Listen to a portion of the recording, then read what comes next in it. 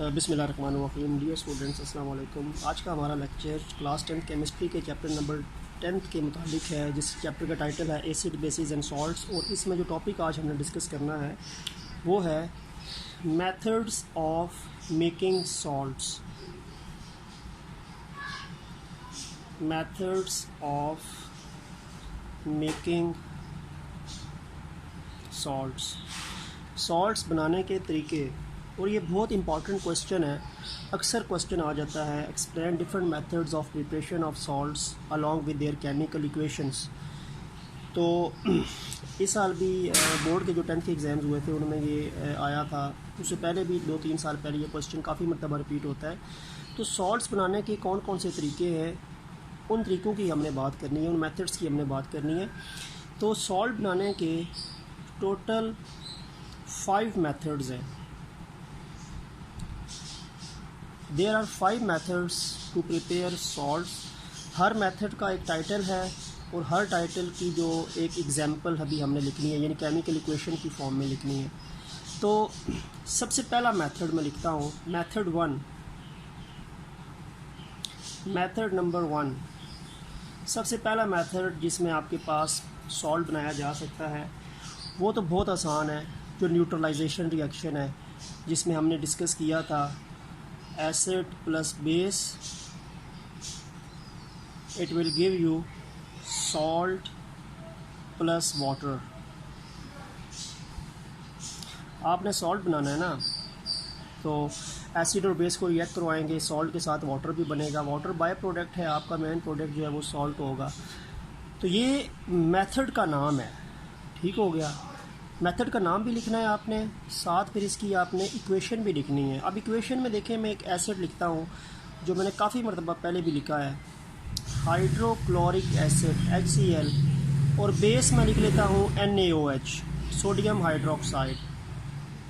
ये एसिड और ये बेस हो गया, ये मिलेगा तो सॉल्ट और वाटर बनेगा। सॉल्ट जो इसमें बनेगा वो आपको पता है NaCl, और वाटर तो पता होना ही चाहिए H2O। तो ये आपके पास मेथड का नाम है, जिसको हम न्यूट्रलाइजेशन रिएक्शन बोलते हैं। Acid plus base gives us salt plus water, और नीचे आपके पास ये केमिकल इक्वेशन है जिससे ये सॉल्ट बनता है, उसकी एग्जांपल में आ जाएगा। ठीक है, तो ये फर्स्ट मेथड आपके पास हो गया, ये मेथड का नाम हो गया, ये नीचे केमिकल इक्वेशन हो गई। अब आते हैं जी मेथड 2 की तरफ। मेथड नंबर 2, दूसरा मेथड सॉल्ट को बनाने का आसान है। Acid plus metal oxide, they will give you salt plus water. Method का नाम क्या है? एसिड का रिएक्शन करें किसी भी मेटल ऑक्साइड के साथ, यदि मेटल के साथ ऑक्सीजन रिएक्ट करें तो मेटल ऑक्साइड बनता है। तो मेटल ऑक्साइड और एसिड जब मिलेंगे तो भी आपके पास सॉल्ट बनेगा, साथ वाटर भी बनेगा। अब इसमें एग्जांपल देखें, मैं लिखता हूँ, लेट्स सपोज के मैं एसिड यही लिख लेता हूँ HCl, हाइड्रोक्लोरिक एसिड। ठीक है, एसिड बेशक आप एक ही यूज़ करें क्योंकि आप फेमिलियर है उससे। और मेटल, कोई भी मेटल लिख लें, जैसे मैं लिखता हूँ कॉपर एक मेटल है। ठीक है, तो copper oxide CuO, copper metal है तो copper oxide basically metal oxide होगा। तो HCl एसिड हो गया, कॉपर ऑक्साइड मेटल ऑक्साइड हो गया। जब ये मिलेगा तो आपके पास जो प्रोडक्ट बनेगा वो बनेगा CuCl2 प्लस वाटर बनेगा तो H2O। CuCl2 plus H2O, copper की +2 वैलेंसी होती है, क्लोरीन की -1 होती है, तो ये CuCl2 जो है वो प्रोडक्ट बनेगा। यानी ये सिचुएशन ही होती है, Cu+2 होता है, Cl -1 होता है, कैंसिल तो नहीं हो सकते ना, तो ये राउंड ऑफ होके उधर चला जाता है, यानी क्रॉस होके ये इधर आ जाता है। तो फार्मूला बनता है CuCl2। ठीक है, तो ये CuCl2 फार्मूला बनता है कॉपर क्लोराइड का। अब यहाँ पे आपके पास कॉपर ऑक्साइड मेटल ऑक्साइड था, रिएक्शन उसका हमने एसिड के साथ किया, एसिड हमने HCl ही यूज़ किया। बुक पे सल्फ्यूरिक एसिड भी लिखा हो सकता है, नाइट्रिक भी लिखा हो सकता है, वो आपकी मर्ज़ी है, जो मर्ज़ी एसिड यूज़ करें। हमने बस एसिड के लिए HCl लिखा। मेटल ऑक्साइड कॉपर ऑक्साइड है, इससे जो सॉल्ट बनता है ना वो CuCl2 बनता है, कॉपर क्लोराइड, ये सॉल्ट है। जैसे फर्स्ट वाले में NaCl सॉल्ट था। सेकंड वाले में कॉपर क्लोराइड सॉल्ट है, और कॉपर क्लोराइड का फार्मूला होता है CuCl2 प्लस वाटर बना तो H2O। अब बैलेंस कर लेते इक्वेशन, पहली तो बैलेंस ही थी, सेकंड वाले को देखो अनबैलेंस है। क्लोरीन यहाँ पे 1 है, यहाँ पे 2 है, यहाँ पे 2 लगा दें, ठीक है। अब कॉपर इधर भी 1 है, इधर भी 1 है, हाइड्रोजन इधर 2 हैं, ठीक है, इधर भी 2 हैं, ठीक हो गया, और ऑक्सीजन इधर भी 1 है, इधर भी 1 है। तो हमने यहाँ पे 2 लगाया तो हमारा रिएक्शन जो है वो बैलेंस हो गया। तो ये आपके पास एसिड है, ये मेटल ऑक्साइड है, ये सॉल्ट बना कॉपर क्लोराइड, और साथ वाटर बना। तो आपके पास इस तरीके से भी सॉल्ट बनता है, और ऊपर एसिड प्लस बेस से भी जो है वो सॉल्ट बनता है, ठीक है। अब आते हैं मेथड नंबर 3 की तरफ। 5 मेथड्स हैं ना, तो हमने 2 पढ़ लिए। Now we came across the method number 3, तीसरा मेथड जो है।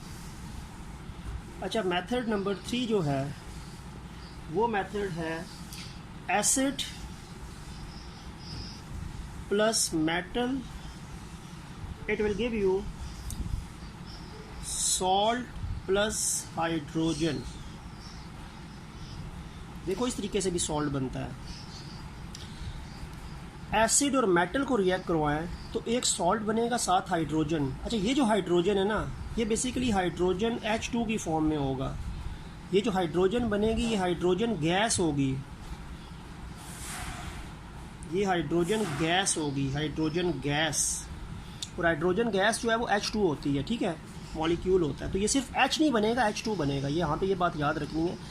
Salt plus H2 hydrogen gas बनती है जब मेटल और एसिड रिएक्ट करते हैं, ठीक है। एसिड वही लिख लेता हूँ HCl, मेटल लिख लेते हैं जी, चलो हम लिख लेते हैं जिंक, लिख लेते हैं जिंक मेटल Zn। तो जिंक और एसिड मिलेगा तो जिंक क्लोराइड पहले बनेगा, ZnCl2, ये सॉल्ट है। जिंक क्लोराइड बनेगा, फार्मूला ZnCl2 होता है, क्योंकि Zn+2 होता है, Cl-1 होता है, तो फार्मूला ZnCl2 बनेगा। ये हाइड्रोजन गैस बनेगी H2। अब ये सॉल्ट है जिंक क्लोराइड, ये आपके पास हाइड्रोजन गैस है। बैलेंस कर लेते हैं क्योंकि अनबैलेंस है। 1 क्लोरीन है, यहाँ पे 2 क्लोरीन है, 2 लगा दें। जिंक 1 है, जिंक 1 है, हाइड्रोजन 2 है, हाइड्रोजन 2 है। रिएक्शन जो है वो बैलेंस हो गया, ठीक हो गया। आते हैं जी मेथड नंबर 4 पे। मेथड 4 क्या है? मेथड 4 है acid plus metal carbonate. Acid और मेटल कार्बोनेट का रिएक्शन करवाएं तो आपके पास सॉल्ट बनेगा, कार्बन डाइऑक्साइड बनेगी, गैस होती है CO2, तीसरी चीज़ भी बनेगी वाटर। 3 चीज़ें बनेंगी। इससे पहले जो हमने तीनों स्टेप्स पढ़े हैं उसमें 2 चीज़ें मिलके 2 चीज़ें बना रही थी, इसमें 2 चीज़ें मिलके 3 चीज़ें बना रही हैं, ठीक है। तो इसमें आपके पास प्रोडक्ट्स 3 हैं, लेकिन हमारा मेन प्रोडक्ट तो हम किसकी प्रिपरेशन पढ़ रहे हैं? सॉल्ट की पढ़ रहे हैं ना। तो सॉल्ट आपका मेन प्रोडक्ट है, ये 2 बाय प्रोडक्ट्स हो जाएंगे। कार्बोनेट जो होते हैं वो CO3-1 कहलाता है। कार्बोनेट CO3 होते हैं, ठीक हो गया। तो कार्बोनेट से CO3 को कहते हैं CO3-2। तो किसी भी मेटल के साथ जब CO3 लगा हो तो वो कार्बोनेट्स कहलाते हैं। जैसे कैल्शियम कार्बोनेट CaCO3, ठीक हो गया। Magnesium carbonate MgCO3। तो एसिड में लिखता हूँ वही वाला HCl। मेटल चलो लिख लेते हैं कैल्शियम, और साथ कार्बोनेट है तो CO3। Metal Ca, calcium metal हो जाएगा, और साथ कार्बोनेट है तो CO3 कार्बोनेट को कहते हैं।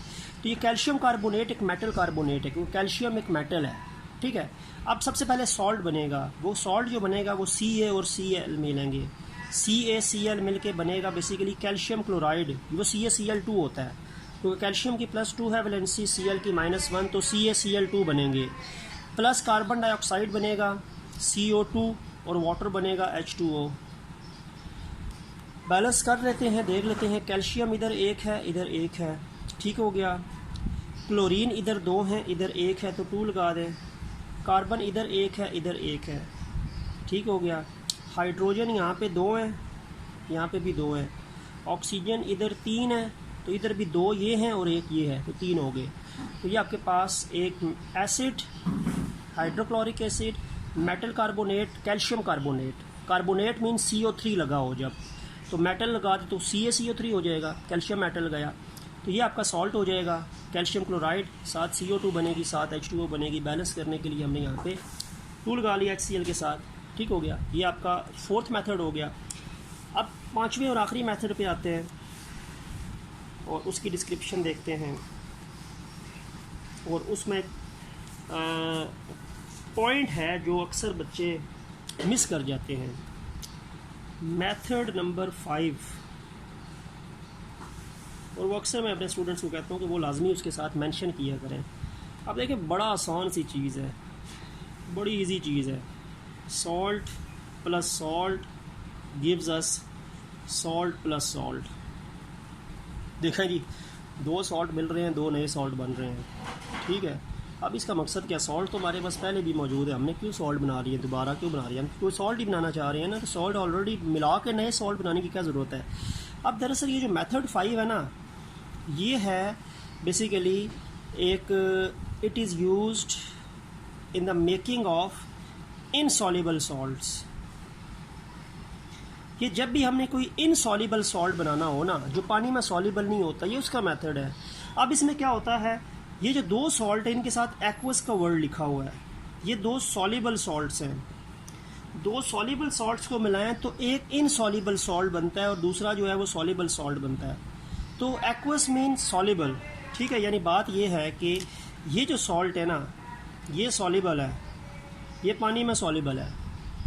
ये सॉल्ट भी एक्वस स्टेट में है तो ये भी पानी में सॉल्युबल है।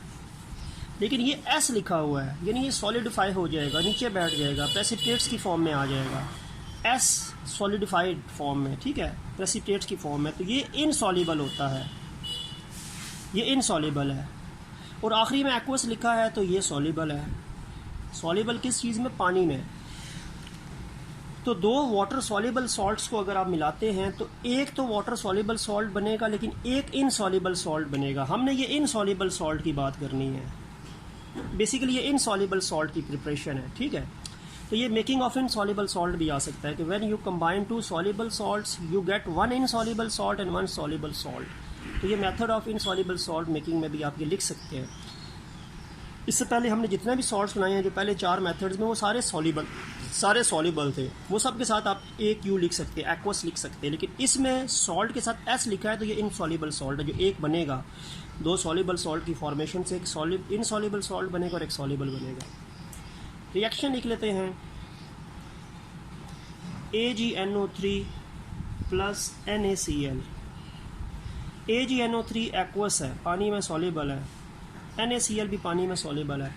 Silver nitrate, AgNO3 silver nitrate, NaCl sodium chloride.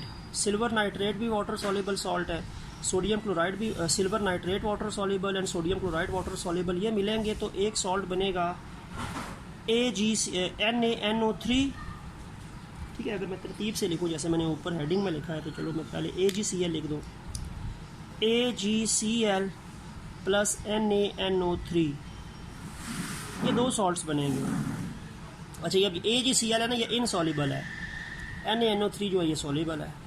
तो 2 सॉल्युबल सॉल्ट्स, सिल्वर नाइट्रेट और सोडियम क्लोराइड, 2 सॉल्युबल सॉल्ट्स को मिलाया, एक सिल्वर क्लोराइड बना AgCl। ये वाटर इनसॉल्युबल होता है, ये पानी में सॉल्युबल नहीं होता, ये प्रेसिपिटेट्स की फॉर्म में नीचे बैठ जाएगा, ठीक है। तो ये प्रेसिपिटेट्स की फॉर्म में नीचे आपको नज़र आएगा इनसॉल्युबल स्टेज में, जबकि NaNO3 तो डिज़ोल्व हुआ होगा, वो पानी सोल्यूशन में डिज़ोल्व होगा, ये नज़र नहीं आएगा, ये विजिबल होगा आपको। तो ये आपके पास एक इनसॉल्युबल सॉल्ट है, जो आपके पास 2 सॉल्युबल सॉल्ट के मिलने से बनता है, एक इनसॉल्युबल और एक सॉल्युबल। तो सोडियम नाइट्रेट सॉल्युबल है, सिल्वर क्लोराइड इनसॉल्युबल है, जबकि ये दोनों जो है वो सॉल्युबल है। तो ये आपके पास एक इनसॉल्युबल सॉल्ट के बनाने का तरीका हो गया, ठीक है। तो ये बच्चे अक्सर ये S और AQ लिखना भूल जाते हैं, तो ये AQ S AQ, और इसमें ये AgCl इज़ इनसॉल्युबल S, बाकी जो सारे तीनों सॉल्युबल है। ये बेसिकली पॉइंट था इसमें, वरना salt plus salt gives a salt plus salt, ये तो कोई बात समझ आने वाली नहीं है। तो ये 2 सॉल्युबल सॉल्ट से एक इनसॉल्युबल सॉल्ट हमने बनाना है, जो यहाँ पे आपको AgCl सिल्वर क्लोराइड की फॉर्म में नज़र आ रहा है, ठीक हो गया। तो ये आपके पास 5 मेथड्स है सॉल्ट की प्रिपरेशन के। और ये इम्पॉर्टेंट टॉपिक है, एक्सटेंसिव क्वेश्चन में 5 मार्क्स का आ जाता है। अक्सर आता है what is salt, explain 5 methods of making salt. तो व्हाट इज़ सॉल्ट 1 नंबर का सॉल्ट की डेफिनेशन और 5 नंबर की methods of making salt. Heading भी आएगी जैसे acid plus base, salt plus water, नीचे रिएक्शन भी आएगा, acid plus metal, salt and hydrogen. तो हेडिंग डाल के फिर नीचे एग्जांपल भी लिखनी है आपने।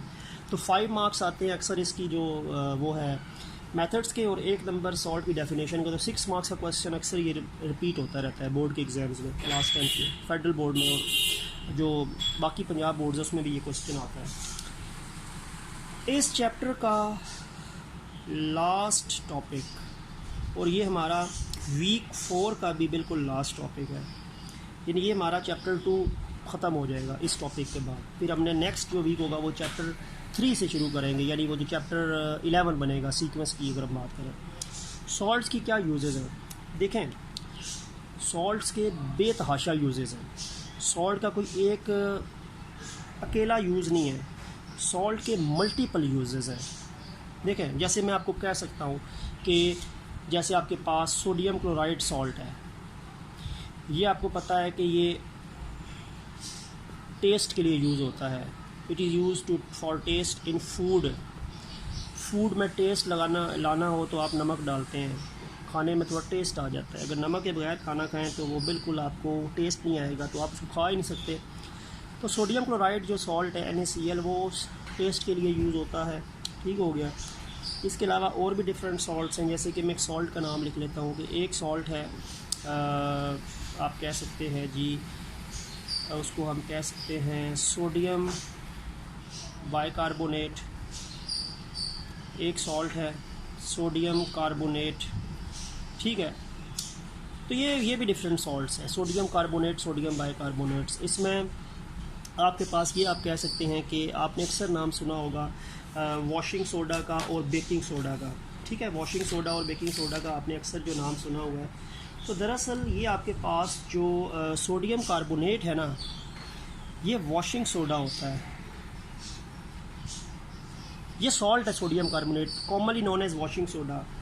और ये सोडियम बाइकार्बोनेट होता है, ये बेकिंग सोडा होता है, बेकिंग सोडा, मीठा सोडा। तो ये सोडियम बाइकार्बोनेट या sodium hydrogen carbonate, baking soda, ये बेकरी प्रोडक्ट्स में या बेकिंग में यूज़ होता है। कोई चीज़ केक वगैरह आप बनाएं तो उसमें यूज़ होता है। इसके अलावा सोडियम कार्बोनेट वॉशिंग सोडा है, ये भी सॉल्ट है वॉशिंग सोडा। ये डिटर्जेंट्स में, सोप में बनाने में यूज़ होता है। तो ये भी इनके यूजेस होते हैं, मल्टीपल यूजेस हो गए, ठीक हो गया। इसी तरह फिर कुछ और सॉल्ट्स होते हैं जो फूड को प्रिजर्व करने में यूज़ होते हैं। Salts are also used in food preservation. खुराक जो है उसको प्रिजर्व किया जाए ताकि खुराक ख़राब ना हो, खुराक आपकी लंबे टाइम तक महफूज रहे। तो असल में ये जो आपका टॉपिक यूजेस ऑफ सॉल्ट्स है, इसमें हमने टेस्ट वाली या बेकिंग सोडा या वॉशिंग सोडा जो सॉल्ट्स है इनकी बात मैक्सिमम ज़्यादा नहीं करनी। हमने फूड प्रिजर्वेशन की जो पैरामीटर है सिर्फ वो हमने डिस्कस करना है, ठीक है। क्योंकि आपका ये टॉपिक जो है ये सिर्फ फूड प्रिजर्वेशन में जो सॉल्ट यूज़ होते हैं उनकी बात होती है। तो यानी the uses of salts in food preservation, सिर्फ इस पैरामीटर को आपके इस चैप्टर में डिस्कस किया हुआ है। फूड प्रिजर्वेशन का मतलब होता है कि फूड प्रिजर्व हो, फूड के अंदर कुछ सॉल्ट्स डाले जाएं जिसकी वजह से फूड ख़राब ना हो, फूड स्पॉयल ना हो, फूड में फंगस बैक्टीरिया आके उसको ख़राब ना कर सकें। देखें पुराने वक्तों में ये होता था कि फ़ूड को प्रिजर्व करने के लिए उसमें कुछ आपके उसको ड्राई कर दिया जाता था। जैसे गोश्त को प्रिजर्व करने के लिए उसको ड्राई कर देते हैं, खुश्क कर देते हैं, सुखा देते हैं, और फिर वो उसमें बैक्टीरिया ख़राब नहीं कर सकता। या फिर बहुत ज़्यादा नमक छिड़क देते हैं, ठीक है। आम जो टेबल सॉल्ट होता है वो भी छिड़क दें तो उससे भी फूड वो जो गोश्त होता है वो प्रिजर्व हो जाता है। या कोई भी फूड के ऊपर नमक ज़्यादा डाल दें तो वो प्रिजर्वेशन के लिए यूज़ होती है। या बॉयल कर दिया जाए, ओल्ड वक्तों में एक चीज़ को बॉयल करते थे बहुत ज़्यादा, तो फिर वो चीज़ भी प्रिजर्व हो जाती थी। तो ये तो एक एंशियस्ट के पुराने मेथड्स होते हैं फूड प्रिजर्वेशन के। लेकिन जो मॉडर्न टेक्निक्स हैं आजकल हमने फ़ूड को प्रिजर्व करना होगा, क्योंकि आपको पता है कि फ़ूड अक्सर एक जगह पे बनती है और वो दूसरे शहर में या दूसरे मुल्क में उसको इंपोर्ट एक्सपोर्ट भी किया जाता है, ठीक है। तो इस बहुत लंबे अरसे के लिए फ़ूड ख़राब हो जाती है। जब वो एक से मुल्क दूसरे मुल्क में जाती है या एक शहर से दूसरे शहर में जाती है तो बहुत लंबा टाइम होता है उसके ट्रैवल करने में या उसके उस अपनी डेस्टिनेशन में पहुंचने में। तो उस टाइम उस फूड में कुछ प्रिजर्वेटिव्स डाले जाते हैं और वो फूड प्रिजर्वेटिव अक्सर जो होते हैं वो सॉल्ट्स होते हैं। तो आजकल तो हम वो बॉइलिंग या फिर ड्राइंग ऑफ फूड का मेथड नहीं यूज़ करते जो पुराने ज़माने में होता था। आजकल हम फूड प्रिजर्वेशन में सॉल्ट्स डालते हैं जो कहलाते हैं फूड प्रिजर्वेटिव्स कहलाते हैं। फूड प्रिजर्वेटिव्स वो सॉल्ट्स जो फूड को प्रिजर्व करते हैं, उसको फंगल या बैक्टीरियल अफेक्ट से बचाते हैं, उसको स्पॉयल होने से बचाते हैं, वो सॉल्ट्स फूड प्रिजर्वेटिव्स कहलाते हैं।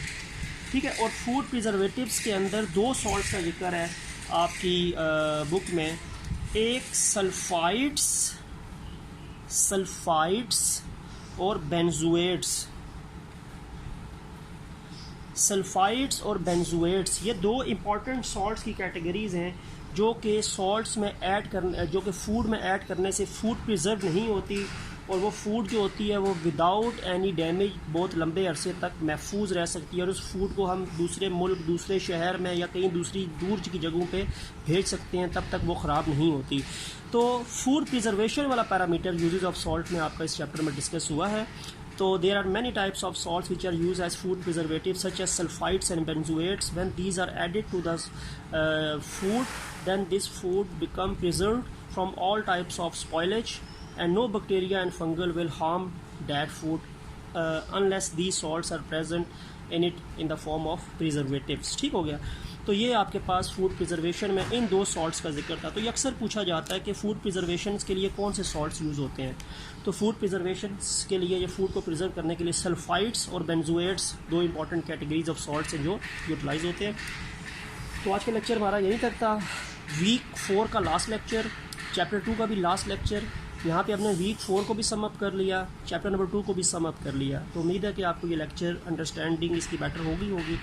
तो इंशाल्लाह नेक्स्ट वीक जो हमारा वीक 5 होगा उसमें हमने चैप्टर नंबर 11 यानी चैप्टर नंबर 3 ऑफ क्लास 10 या सीक्वेंस में है, तो चैप्टर नंबर 11 ऑर्गेनिक केमिस्ट्री जो है वो स्टार्ट करना है। तब तक के लिए अल्लाह हाफिज़।